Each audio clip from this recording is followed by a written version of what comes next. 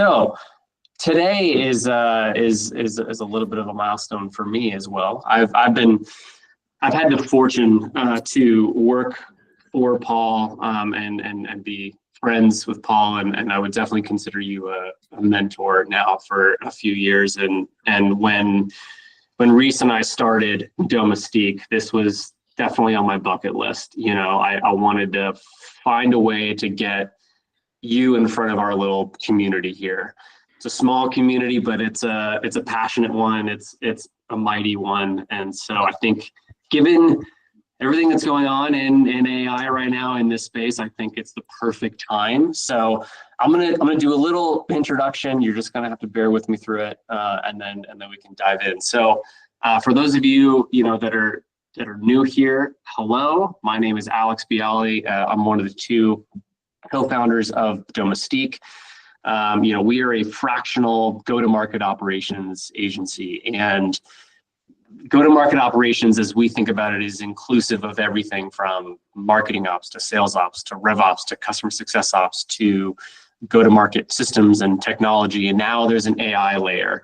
I got into go-to-market operations from the marketing ops space, and so did Paul. So there's a good reason why Reese isn't here, is because he wouldn't understand any of this anyway. So Paul, you worked at some of the big hitters in our space, leading marketing ops and technology at Marketo, Adobe, Slack, Salesforce, OneTrust, where you and I got the opportunity to work together, and now Mural.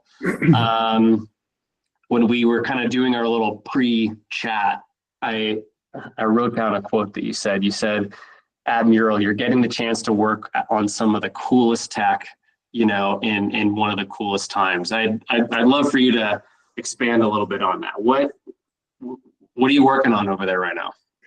Yeah. So just one slight correction. I didn't get into this through marketing. I started as a Salesforce consultant, and my first Salesforce instance, embarrassingly enough, was 20 years ago. So I've been in this confusing and fun space ever since. Right now, I'm very lucky at Mural to have the opportunity to have really all the great tech to experiment, learn, and develop new capabilities. We have, as our foundational CRM, we have Salesforce. We have Segment as our event CDP. We have Databricks as the back-end lakehouse for data. We have, of course, a handful of ETL tools that move data around.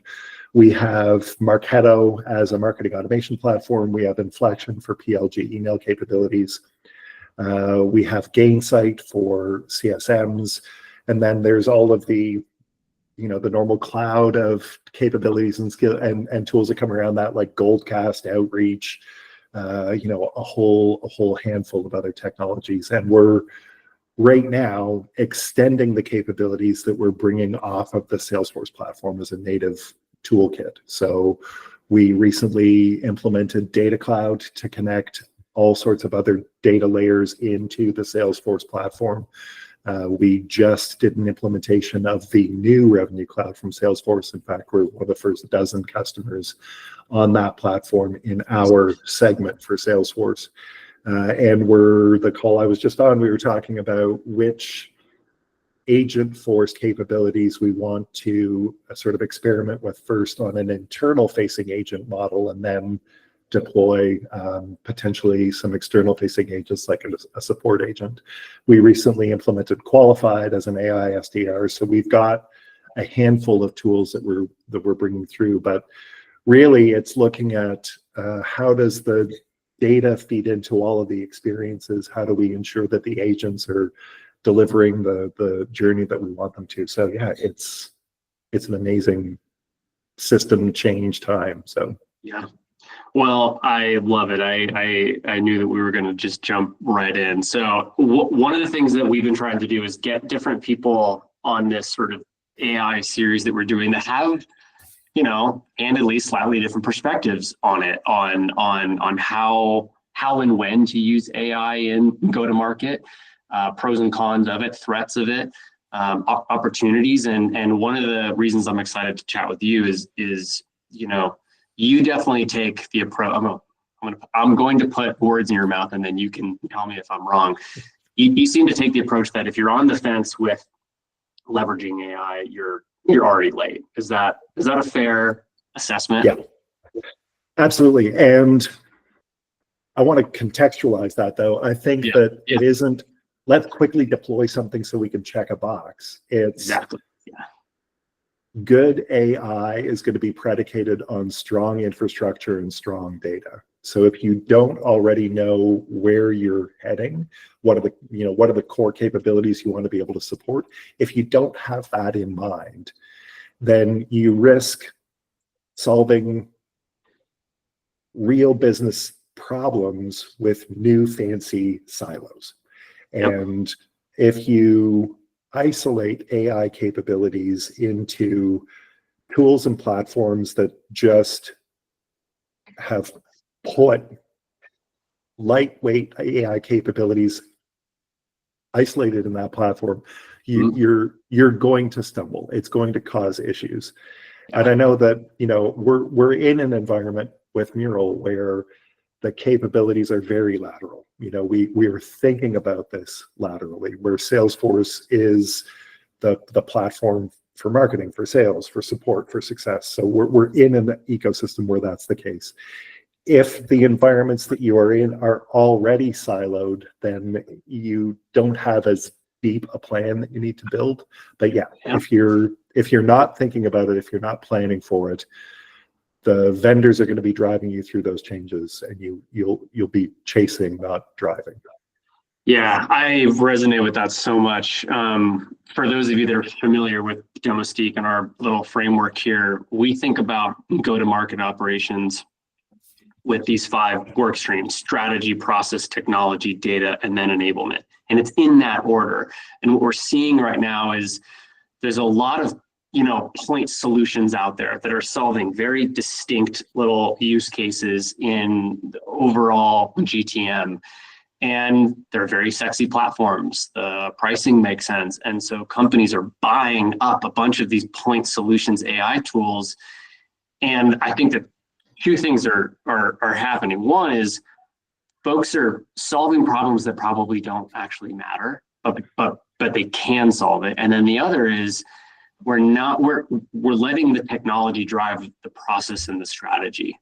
And so how do you think about advising this audience here and everyone that's going to watch it? Because this audience here is definitely like in the trenches with this every day and trying to decide, okay, do I buy the tool, or do I lean into a Salesforce or a HubSpot, or are we approaching the death of the CRM? And is there going to be this sort of one tool that spans all of go-to-market? Like, I think right now, a lot of folks in marketing ops, RevOps, go-to-market, whatever, they're a little shy on knowing, do I go all in on native Salesforce, AI solutions, native HubSpot, or do I buy a bunch of tools and add it? Or like, how do you, I don't know that there's one right answer, but how are you currently thinking about that? Yeah, there is no right answer. And I think that's one of the key things to bear in mind. I'm going to go on a short tangent and then I'll be back. This whole thing is a tangent. Yeah. I had an opportunity a couple of months back to be in a room with a lot of very smart people tackling the challenges of PLG and where AI fits in the modernization of the entire go-to-market infrastructure story. Yep. And one of the people in the room is from the University of Southern California computer science department. He's been in that department forever. I think he used to be a prof. He's now sort of not a consultant, but anyway, he's an advisor to that whole program. Yep. He was talking about how in May of 2024, the graduating class from University of Southern California in computer science, 85% of that graduating class had job offers when they left the computer science program at Southern California. In 2025, 1 year later, 25% of the people leaving had a job offer. Yeah. Because AI capabilities in the computer science programming space completely changed the landscape. I'm not saying the end of marketing ops is nigh, but the pace of transformation that these capabilities are going to bring in our landscape is significant. Agreed. I'm of the mindset that the foundations of all digital experience are data, and what we think of as CRM, what we email marketing, all of these are component capabilities that run off of that core data for the whole experience. The insulation for change is making sure that you have those data foundations in place. And if Salesforce comes and goes, if HubSpot comes and goes, like, these capabilities need to become a composable environment that you deliver to the humans and the agents who are involved in the process. And we're tying a lot of the capabilities we're releasing to Salesforce because it is the platform that's in place. And in Mural's story, and I don't think I'll get in too much trouble for saying this, our Salesforce instance was in a really bad state. Our marketing infrastructure was in a really bad state. So we knew we needed to do the transformation work. And in thinking about AI capabilities and in thinking about the transformation that the world is driving towards, we had to clean up Salesforce and marketing. So while we were doing that, we're laying the foundations for AI. But whether or not the AI continues to be delivered through a Salesforce tool or agents that are deployed from Databricks or agents that are deployed from other systems, at the end of the day, we need to ensure that all of the information that fuels the agents is available. So that's where our core focus is, and that's where we're beginning. I love that. I think revenue operators, go-to-market operators, tend to be critiqued by non-operators for only wanting to focus on foundational work. You want to do the shiny thing, you want to hit the big goal, we need to build a foundation to do that. But this is a perfect example of that. And again, going back to our little framework of strategy, process, technology, data enablement, you need to define the core business processes across the GTM that support your go-to-market strategy, whether it's PLG or ABM or some hybrid of all of it, whatever it is. You need to define how you want your teams and your company to operate, and then codify it in your tech stack, whatever tech stack that ends up looking like. Because to your point, there's obviously a huge opportunity here to leverage AI for efficiency and all these things, but also the AI in GTM is getting good enough to where you also now have to be, I don't want to say careful, but like, you don't just want to point it at HubSpot in general and say,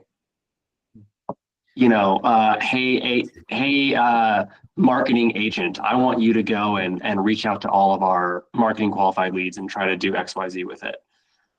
You can do that, but have you clearly defined what a marketing qualified lead means? And do you trust your life cycle stage process? So I love that, like, while you are sort of on the forefront of implementing a lot of this tech that we're all reading about and investing in, you're also, kind of saying, look, we also got to get the basics right, because the data has to be there. Right. Now, if it's in HubSpot or Salesforce or CRM or Data Lake or whatever that almost doesn't matter, but the data has to be there. And so I love that you're saying that, because we're seeing a lot of folks just jumping into the deep end, and then the data's not there, and then they've bought 4 or 5 additional AI tools, and now it's just a mess. Well, yeah, and then you risk having the scenario where this AI tool has one answer and this one has another answer, and then your team is off spending time trying to reconcile and understand. So why did it think that? And then the rabbit holes and the confidence that your internal customers have in you is eroded by those tools. Yeah, I agree. Yeah. So one of the things that one of the frames that we use to talk about AI whenever it comes up with our clients and whenever we're debating it internally is, we don't just want to deploy automation and AI for the sake of it, right? We want to point it at driving business outcomes, right? And on our sort of pre-chat, right, you talked about it as like tackling the big problems, right? Because there are a million little AI use cases that we all could do. And maybe if you're trying to, learn, that's a great place to start. But from your perspective, what are some of the big problems? What are some of the meaningful business outcomes that we could realistically deploy AI at to go and try to solve it? Because I feel like a lot of us and a lot of our clients are definitely wasting time and money and calories on solving problems that just don't matter. Yeah, and that answer is going to be dependent on every business and the capabilities and friction points that they're seeing. But I can tell you that the ones that I'm hearing a lot about and the areas where I think that there are true in-market tools that can help are analytics and insight. So the elements related to how data is constructed for reporting, I think that's an area that is in transition right now. Databricks has released, I think it's called the Insights platform, and basically it takes the whole data lake and it lets you interact with it at the prompt level, and you can say, show me MQLs in Germany on Tuesdays in the last 2 years, and it'll do its thing and give you that view. And the exercises and the time it used to being like that it currently takes. I'm gonna say being like last week. to write the SQL, to build the tables, to get everything set, and then pull it into Power BI or Tableau or wherever you want to reveal. So that's an area where I'm not saying people should go off and assume that they can just go do that today. But if you're considering where to invest and you're looking at a great big Tableau renewal bill or other things, you might want to look and think about what that long-term change looks like. Another area that I think there's real cost saving or time saving benefit is in that notion of generative suggested content. So when email content is being set up, if you're establishing landing pages for webinars or whatnot, that's an obvious area where tools like Writer or just capabilities ingrained in some of the systems that we're looking at, that generative content, that is a time saver today. But I think if you're thinking, where do the agent capabilities come in? What we're looking at Mural is, as I said, we just moved into Revenue Cloud, and we're seeing that in the RevOps ticket system, more than 80% of the tickets that the sales organization opens with RevOps are deal desk related tickets. So with Revenue Cloud and Agentforce, we're looking at a deal desk agent that when a rep is building a quote, it can give them warnings and make suggestions, and they can make their tweaks. And if they still need to proceed, a deal desk agent can open a ticket right away or go through approval flows based on information in the back end. So we're looking at that, and we're also a Slack grid customer. So we're looking at the new capabilities where there are record channel capabilities. So you're on an account, there's a Slack channel for that account. You're on an opportunity, there's a Slack channel for that opportunity. And those channels are not only on the Salesforce panel, but they're in Slack itself. So we can have, this persistent notion of agents that are deployed in Salesforce that are also in Slack, and you can interact with them at both layers. Anyway, I'm rambling now. No, it's so cool. I mean, it's so cool because, again, we talk about this idea of AI use cases here, right? Some obvious ones I think everyone is at least dabbling in a little bit, right? It's like conversational intelligence, reporting and analytics, starting to play around with where agentic AI makes sense in your org. Support is a, sort of an obvious one where folks are engaging in. But again, I think what I liked about those answers specifically is it's like thinking a little bit more outside the box, right? And so one of the areas that I wanted to drill in with you was this sort of account GPT idea that you have, right? And my understanding of it is that it's kind of delivering on the promise that we as marketers have been making about one-to-one ABM for like 15 years. We've been saying, oh, we're going to talk to the right person at the right account with the right message at the right time. And it's going to, and oh, by the way, it's going to cost $500,000 a year to run this campaign. And I think the way that I'm understanding the way that you guys are starting to think about it is like you can have this account GPT, right? Target accounts connected to whatever your intent data is, whatever your enrichment layer is, and then to the point that you made, creating generative content based on whatever the axes are, right? I'm imagining that's life cycle stage as one. Where are you in your customer journey? What's your persona? I mean, talk to me a little bit about how you're tackling that, because that feels like a game changer for GTM. Yeah, and just a big bright red disclaimer. Yeah. This is a prototype. This is not in production. So what we're experimenting with is, as Alex is saying, an account specific GPT. So if you take, for example, Milwaukee Tools and say, okay, so Milwaukee Tools as an account. I've created an agent that says, you are a Mural marketing generative agent, and your account, the only account you worry about is Milwaukee Tools. Here's the record in Salesforce, so it can see Salesforce. Here are the workspaces in Databricks to see usage.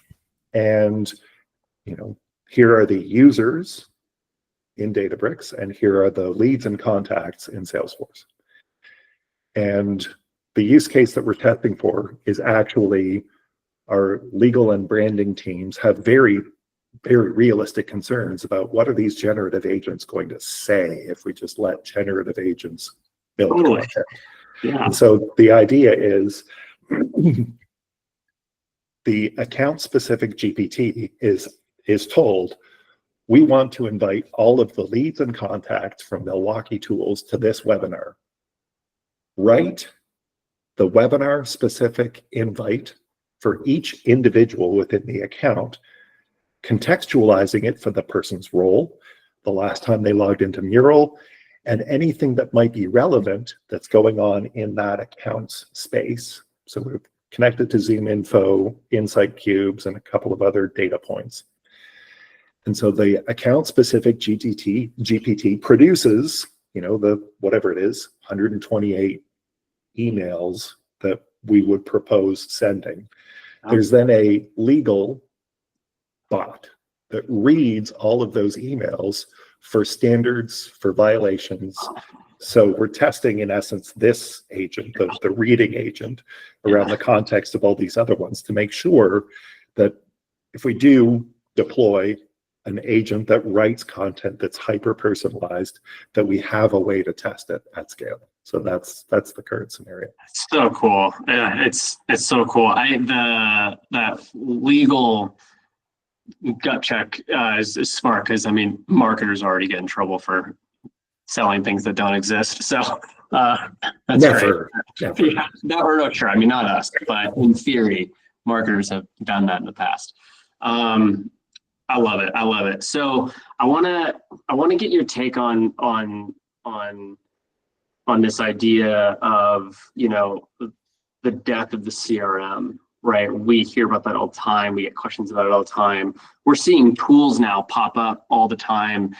I'm not going to name any of them, but we are seeing tools now that present as a CRM, but are your marketing automation platform, your CRM, your enrichment layer, your intent layer, your routing, your scoring, it'll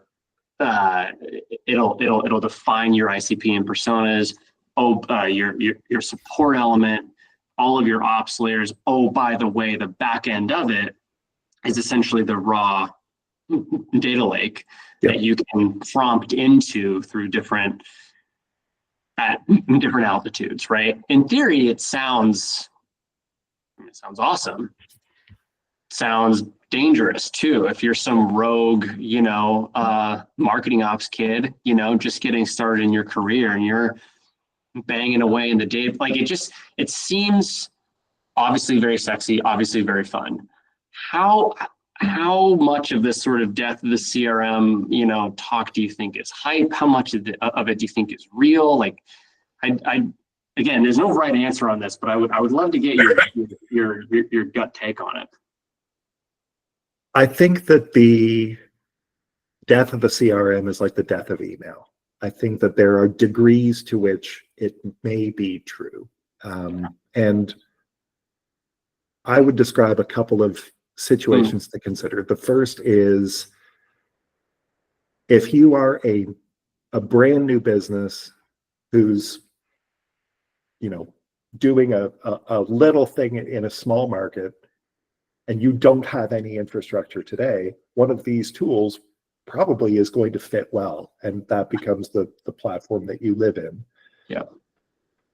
That said, an environment like Mural with tens of millions of users, billions of online event activities in the span of 7 days, sellers, the complexity around our deal cycles, the complexities around everything else, there's just no comprehensive way that the cost of that amount of compute now would make any sense. Yeah. And those are the kinds of variables that I think that the evolution of this whole space is going to mean that it could be 3 or 4 years from now that what we think of today as Salesforce and HubSpot no longer exist. The brands are there, but like we're going to be the last generation that knows anything about an 18-digit Salesforce account ID. Oh my gosh! The whether or not the pick list is the same in the lead and in the contact, so that that degree of complexity is absolutely going to go away, and the infrastructures that we know today are likely going to change. There's no question about that. But I don't think it's the end. I think that the data lake is the new CRM, and the composable capabilities across that data lake are going to be what we focus on. Some customers don't need this thing, but other customers do. So yeah, I love that. I agree with that take, right? That the data lake and then some interactable, which is not a word, but whatever. It is layer, interactive. Thank you, G's. Layer that users and operators can engage with and run plays and run their sales methodologies and prompt into is likely where we're going. So if a version of that is true, and again, I say a version of that is true because if you're a $500 million company, that probably looks very, very differently than if you're a $10 million Series A little startup. So it's probably going to look and feel very differently. You are both a strategist and a technologist when it comes to GTM, and as we're advising like our own employees and our clients, we're certainly not trying to scare anyone with like, hey, you better get on this, otherwise you might not have the requisite skill sets anymore. But we do believe that for at least for me and a bunch of us here, like we're going to have spent half of our career in SaaS or some version of it, and half of it in this sort of AI native world. And so we're going to have to transition and evolve.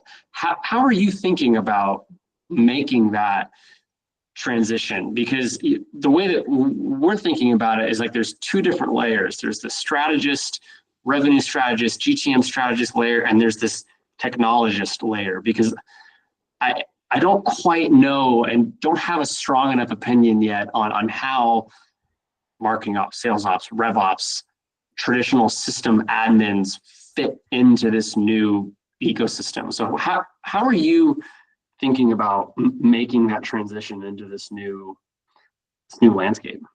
Retirement.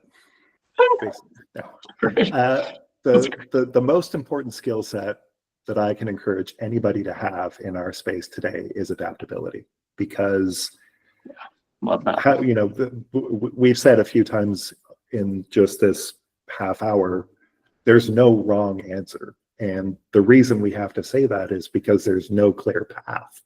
And when there is no clear path, it's the ability to truly understand the operational structure of data, processes, and technology.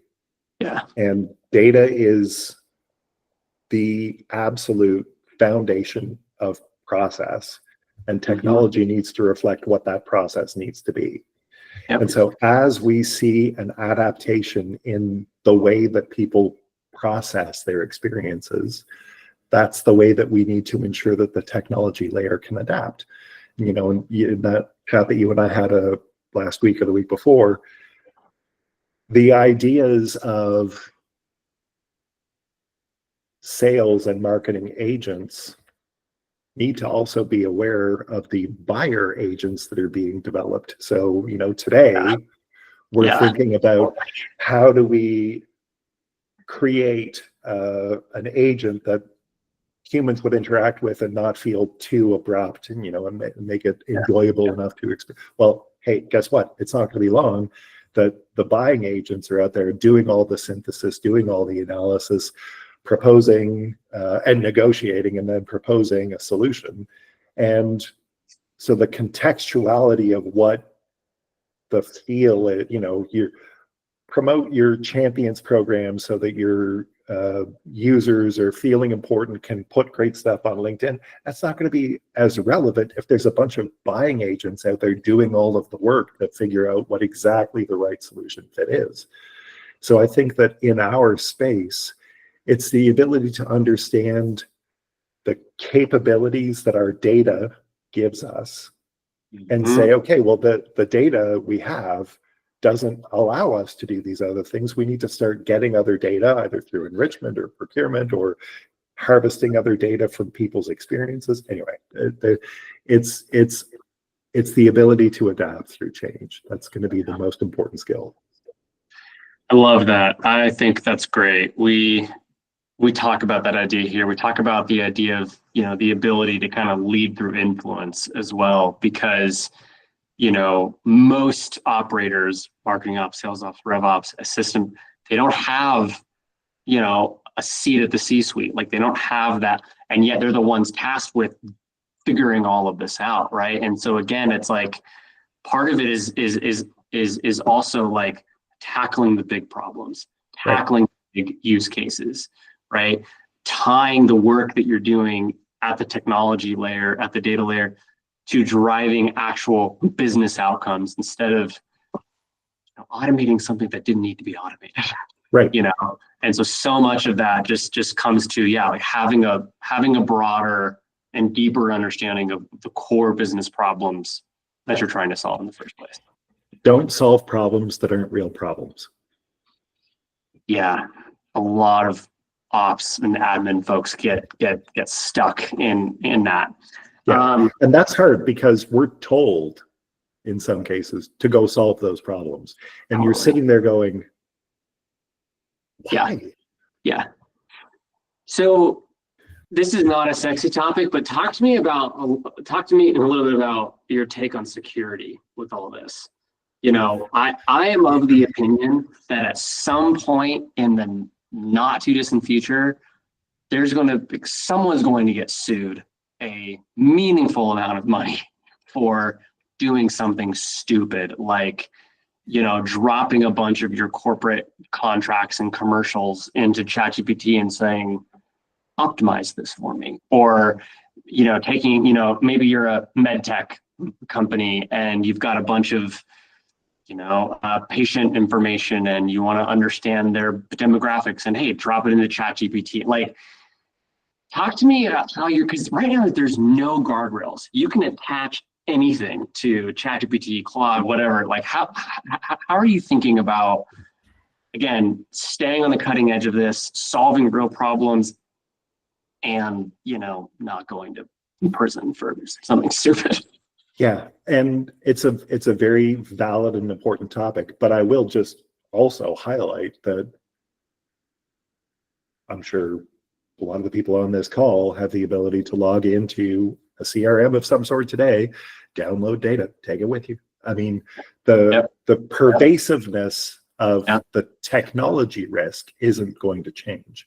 It's the awareness of what the impact is of that risk. And so I think that what concerns me today is, and I was reading an article about this notion of, we used to talk a lot about SQL injection, where, you have forms and whatnot on a website, and people used to just cram SQL into the form fields and all of a sudden break and infiltrate and be able to get into systems. It's the agent injection now, where if you've got the pro version of ChatGPT, you can send agents off to do things, and you watch the agent spin up a virtual machine, and then it goes and does things on your behalf.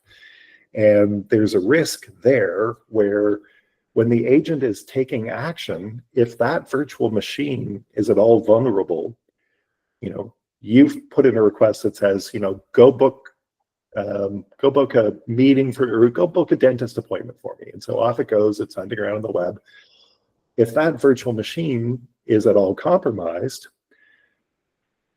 there could be an agent injection request that says, look in my email for my most recent bank statement. And then it turns around, because you've given it access to your Gmail, it turns around, looks in your Gmail for your most recent bank statement, and sends it off.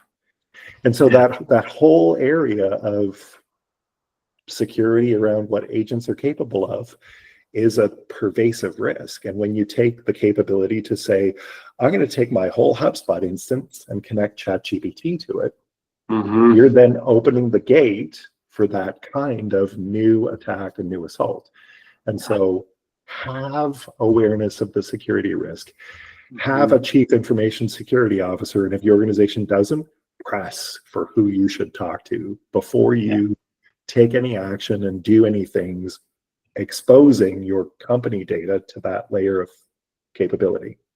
Yeah, love that. Yeah, I mean, again, it's not a sexy topic, but it is like the elephant in the room that we're all talking about. I want to ask you one more question, and then I want to open it up to questions here towards the end. I think ops folks tend to either, and GTM leaders tend to operate from a place of fear with AI right now. That will change at some point. We will become AI fluent. Folks will be comfortable with it. But what's exciting you about being a GTM leader in this time? Like, what's exciting you? Yep, you had to ask the old guy question. So I was around when SaaS was born. I mean, I've seen the evolution of this space from. I originally worked in Siebel, which was local, and so I've seen the dawn of software as a service and the immense and incredible transformations that occurred because of software as a service. I think that right now, to be in this space, if you can stay on the crest of this change, it is an immensely amazing chance to see business transformation in a way that hasn't been seen for a generation. And being adept, being adaptable, and having the ability to kind of see the landscape and become a leader in this skill set is an immense opportunity for people in this space. And so I think that it's an invigorating chance to lead through change. And that skill set is the most marketable in the end. It's not being the best Salesforce practitioner or being the best HubSpot practitioner. It's being the most adaptable. Love that. Love that. Love that. Okay. I never leave enough time for folks to ask questions, and I always get yelled at by all of our webinar attendees. I want to open it up for anybody here that has any questions for Paul. You know, this is a cool opportunity to get to ask any questions. So I'm not going to pull a Reese. I'm not going to call on you. That's his move. But I do want to, open the floor. If anybody here has any questions, it can be specific to your organization, your tech stack, what you're working on. You know, would love for you to come off mute and ask. I'm comfortable waiting a little while as well. I do okay in awkward silences. Or challenge me. I mean, this is a fun time. Yeah, all right, Brian, thank you. Gold star. Sure. How you doing, Alex? Good to see you, man. Good to see you too.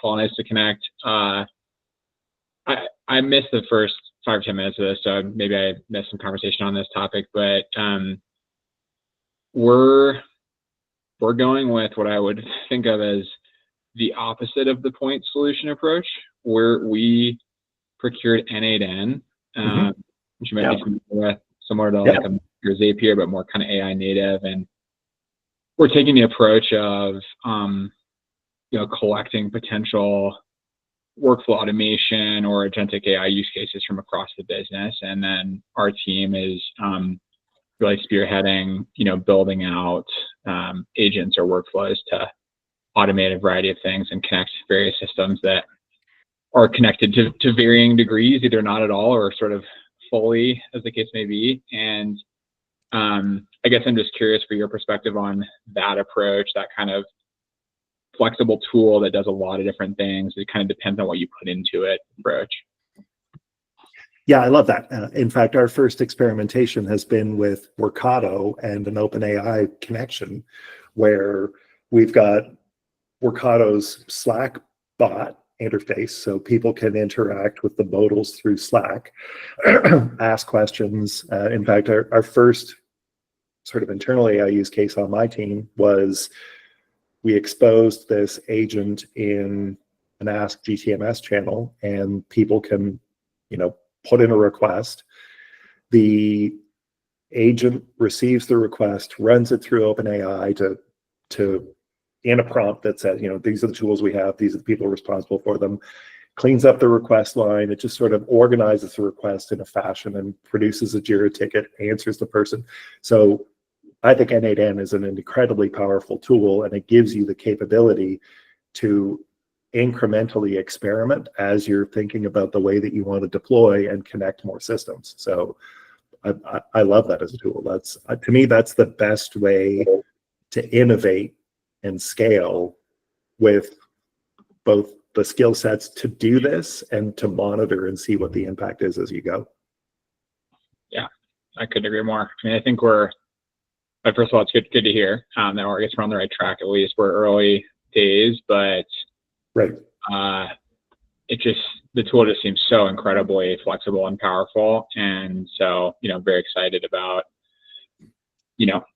what sort of the art of the possible, I guess I would say. Yeah. No, I love N8N. That was, Workato was in-house, or I would have picked N8N. So yeah. Okay. Cool. Awesome. Thank you. It was a good question.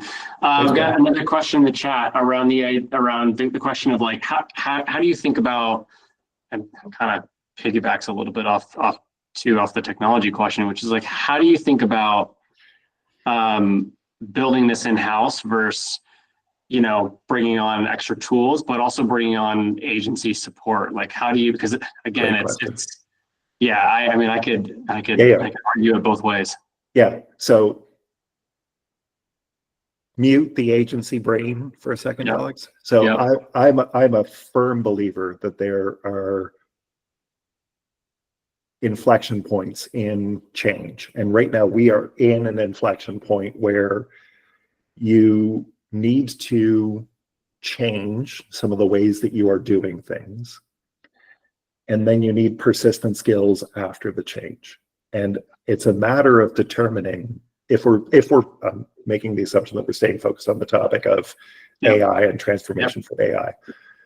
I think it's very important that you procure the skills to make the change and ensure that you educate the people who are left with the change on how to maintain it.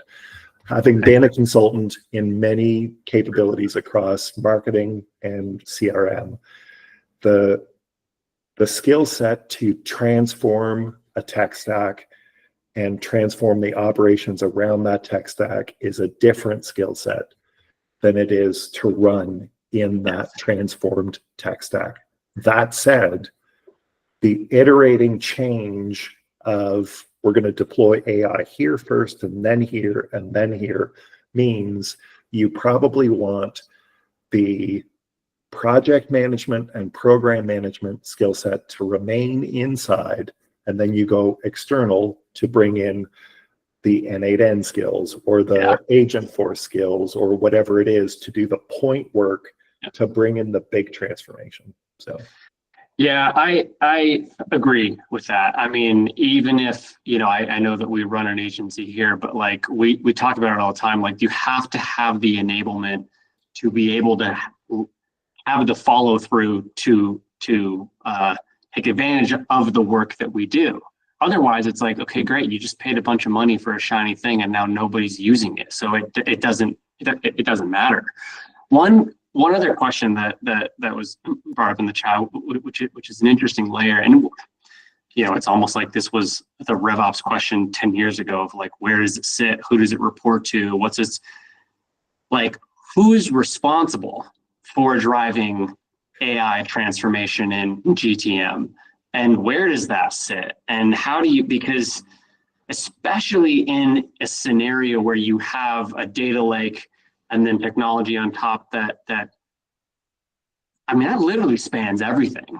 And so how do you think about, I know that you specifically have like a very cool position at Mural to be able to do that, but I think you have one of the few job titles out there, even, I don't remember exactly what it is, but it's like, well, I don't remember what it is. It's like head of go-to-market systems and AI. It's like, that's one of the first ones where it's like, okay, we're starting to see this pop up, but right now it's like folks have marketing ops, folks have sales ops, and maybe they've got some system admins. Like, how are you?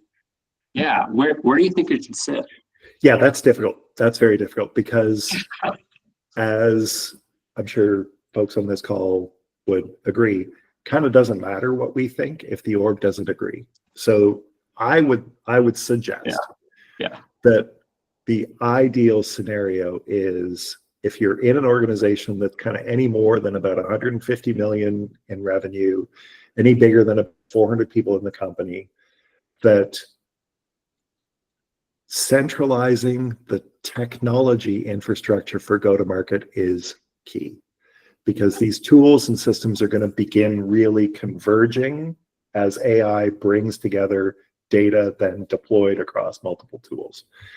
If you're under that, then that cross-functional alignment with other stakeholders across sales, marketing, success, support is going to be really critical.